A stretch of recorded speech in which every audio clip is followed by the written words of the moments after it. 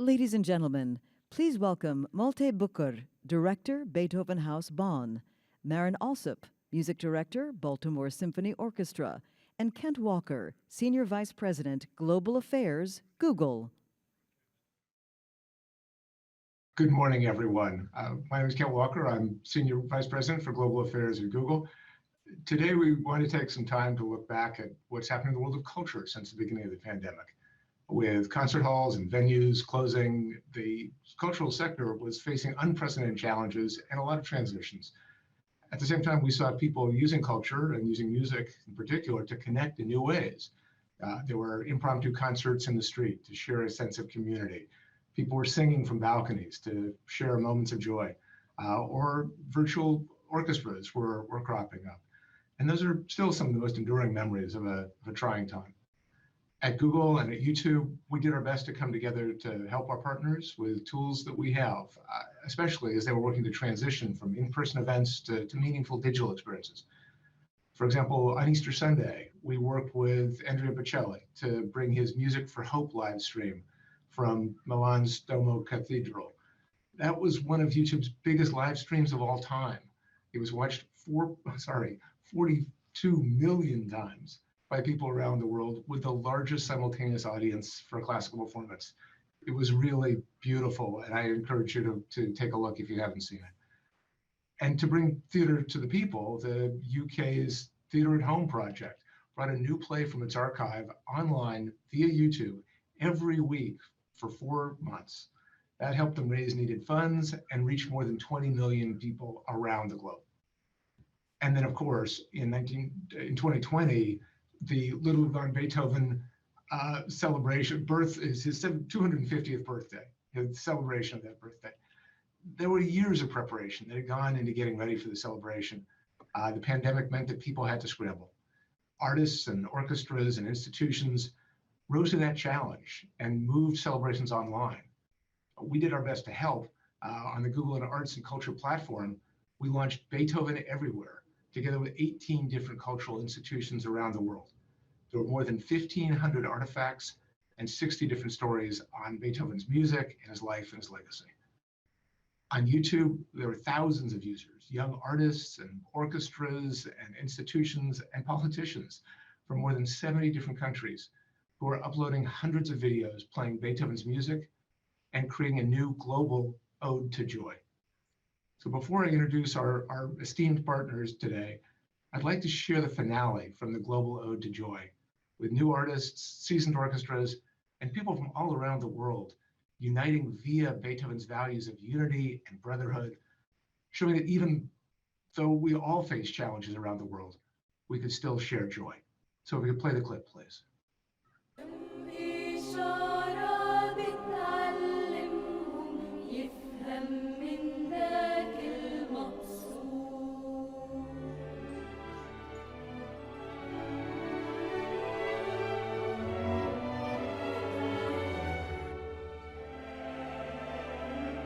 Music unites us.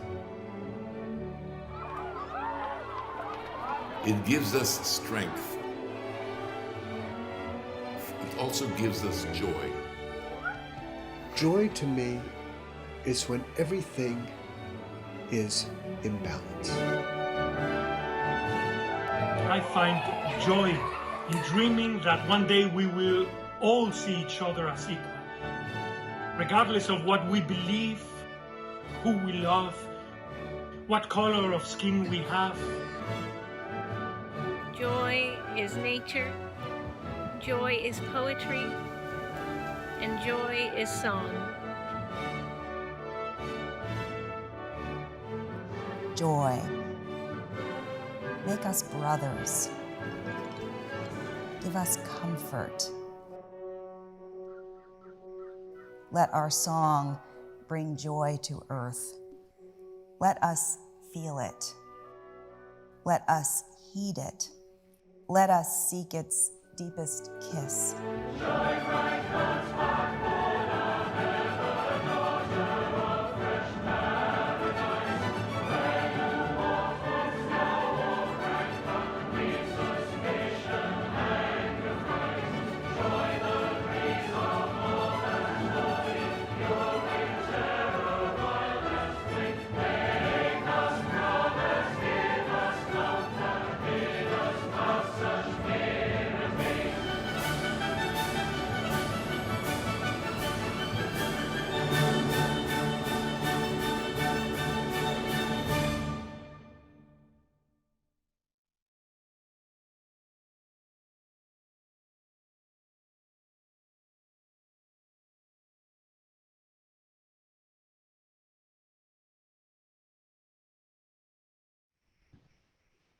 And with that energetic and joyful introduction, let me welcome Marin Alsop, the conductor, and Malte Boecker, the director of Beethoven House in Bonn. Marin is the first woman to serve as director of a major American orchestra, the Baltimore Symphony, the first conductor to win a MacArthur Fellowship, and she now leads the ORF Vienna Radio Symphony Orchestra. She's the visionary behind the Global Ode project that we just got a sampling of there. And Malte is the director of the Beethoven House Bonn and the artistic director of Germany's official Beethoven 250 anniversary celebration. The official motto of the anniversary year was Rediscover Beethoven, which seems especially fitting given the transformations that were needed to take Beethoven online. So let's start with a bit of a recap. Marin, the Global Ode to Joy project was originally meant to be 12 concerts in 12 cities with the goal of reaching new audiences. Malte, you oversaw the planning of more than 300 events across Germany. What was going through your minds as the pandemic emerged and you need to move everything online? Marin? Yeah, it was pretty amazing and shocking, I have to say. I'm sure Malte will agree. Our concept was to reimagine Beethoven's Ninth Symphony with its incredibly timely message of hope, optimism, and unity for 21st century listeners. And in partnership with Carnegie Hall, we had 9 brand new texts ready to go. And we were going to do these performances in 6 continents. And of course, thanks so much to the team from Google Arts and Culture and YouTube. The digital transformation of this project brought even more people together, which is, it was so fulfilling because we were all heartbroken. And the project has taken on a much more extended life of its own. And as people come back online, we're able to premiere these texts and work together and bring all of these people who connected online together in person. So I think it's become a much stronger, a much more unifying, and a much longer lasting project than before. So can't thank YouTube and Google enough. That's great. Malte, what was your perspective? Yeah, I couldn't agree more. I mean, as someone who is in charge of presenting a nationwide cultural music festival and then being forced on March 13 to close down all cultural institutions. First of all, this is a big shock. I mean, March 13 is really my personal Black Friday, I must say. Our chancellor was speaking about a new enemy whom we do not know. So nobody could give you any indication how long it would last and, what it all implies. And then we understood, okay, we are forced to social distancing. And what is culture all about? It's about shared experiences. It's about convening people, coming together, having the same experiences. So first there was the shock, but then very, very soon we felt this push for innovation.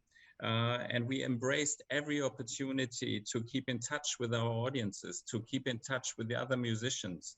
So we saw the Zoom concerts, we saw streaming of concerts, and I think more and more we felt there are also big chances for us to reach out to even more people. So I really can agree that these tools that we now discovered for our field, which is more traditional, it was very helpful. And in the end, I must say, it was just a good experience for a Beethoven anniversary because Beethoven was very much about innovation.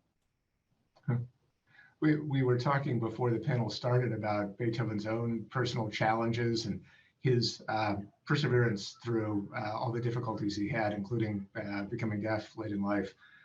His core messages of unity and tolerance were prominent in the Ode to Joy project and the anniversary year. I'd love to hear both of your reflections on why these have been so important during the pandemic. Marin? Yeah, I do think that that Beethoven, in some way, I felt so disappointed for Beethoven because this big anniversary year he was sidelined, but in many ways he was the perfect representation, the perfect symbol for this pandemic year, because Beethoven, he was filled with innovation, with pushing the envelope. He was also desperate to connect with people. This was why he lived, really, was to make that connection through music, of course. But because of his hearing loss, he was constantly separated from people and isolated. And so, in so many ways, I feel that he was the perfect hero for us during this year and represented so much of what we all had to go through. And I think he certainly would have been thrilled with these hybrid approaches and using technology to look at art in new ways and deliver art to people right at their doorstep. Yes, I saw a similar impact here in our in our society. If you look at Europe, the first country that was severely hit by the pandemic was Italy. And it was Italy, the first country who forced people to stay at home. Of course, for democracies, that's a big issue. And as a first reaction, within days, people, came on their balconies. I think you referenced that in your opening. And you saw people singing against their loneliness and singing to give signals of hope and positive developments. And what did they sing? Very often they whistled or sang the Ode to Joy melody from Beethoven's symphony, and that was nothing that we would impose on them. It just came naturally. And I think that's because as Marin said, Beethoven himself is somebody who represents being, I think the new word is resilience. He represents it, that music gives you a power to even overcome, as a composer, this tragedy of becoming deaf in the end. Beethoven was deaf at the age of 47. That was in 1817. But there were still 10 years for him to live and to compose, and some of his most important works were composed in a state of mind or a state of total deafness. And I think that's what people really draws people to Beethoven. That's why they're fascinated by him. It's a bit of a miracle that he didn't suffer from total depression and despair, but rather created music about hope and joy. And I think this resilience is something that we could convey very easily last year. Yes, he was someone really to rediscover in 2020. It is an inspiring note for all of us. You both touched on it a little bit, but let me ask one final question. Let's talk about what shifted throughout the last year, and then going forward, how you see technology and music and culture working together in the future. Marin? Well, I think the most important lesson to take away, at least from my perspective, is that there is no going backward now. We need to move forward with technology as a partner and as a tool to really amplify what we're doing and share information and share insights and share inspiration with people, because technology allows us to bring everyone inside the experience. And once you bring someone inside the creative experience, there's a magic that is really irreplaceable. And so I say, no going backward. Let's keep moving forward. Let's keep pushing the envelope. Let's keep experimenting, because I think we've just started with the possibilities. There's so much more we can do with technology and art. I mean, it's a brilliant future ahead, I think. It's exciting to hear about. Malte, from an institution perspective, how are things changing for you, and how do you see it going forward?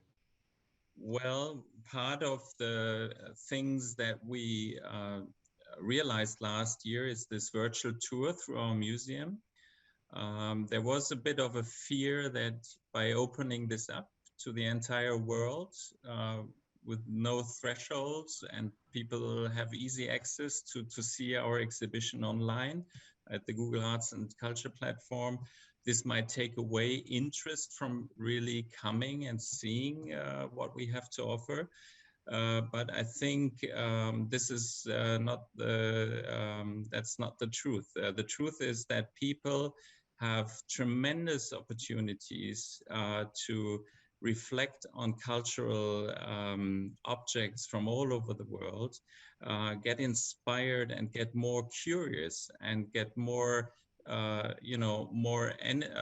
more will to really see things in nature. And so the same with the concerts. If you once have a positive experience through online media, to be part of a project like the one that Marin did, Global Ode to Joy, I'm sure you will get more curious to go into a live experience. So I think this technology is really our tool to reaching out to approach more people out there in getting curious about what we have to offer. And then as a natural second step, this will come back to us in a very positive way. So I'm really embracing these new technologies, and I think the whole classical field is embracing these new technologies. And I'm saying this knowing that we were very resistant. I mean, we are playing repertoire from the 19th century. We are using instruments that were built in the 16th or 17th century. And I think this last year showed to us that it's very good to open up for these new kind of developments, become more innovative, and the beauty is we are reaching out to more people than ever before. So I think that's exactly the issues that lots of cultural institutions are wrestling with right now. How do you bring a sense of fun and excitement around traditional cultural achievements to a younger generation who are used to doing things online? I remember we launched Google Art Selfies, so you could take a picture of yourself and see what classical picture you most resembled. And that was a form of a teaser, a way of getting people engaged with the art from centuries before, and maybe encouraging them to come into a museum that they might not have wanted to visit. So if we can make these stories come alive, I think that's a win for everybody. Well, we're coming up on time, so we should wrap up, but it has been amazing to hear from both of you about the work that you're doing. We're proud we've been able to collaborate through Beethoven's anniversary year with cultural partners like the two of you. These stories are vitally important, and we're proud that our tools, our technologies could play just a small part in helping bring them to life. So thank you, Marin. Thank you, Malte, for joining us today, sharing your perspectives on the role of culture and music and how they brought people together during the pandemic, and how cultural institutions are embracing the digital transformation to help us unite in innovative ways going forward. So thank you both very much. Thank you. Thank you.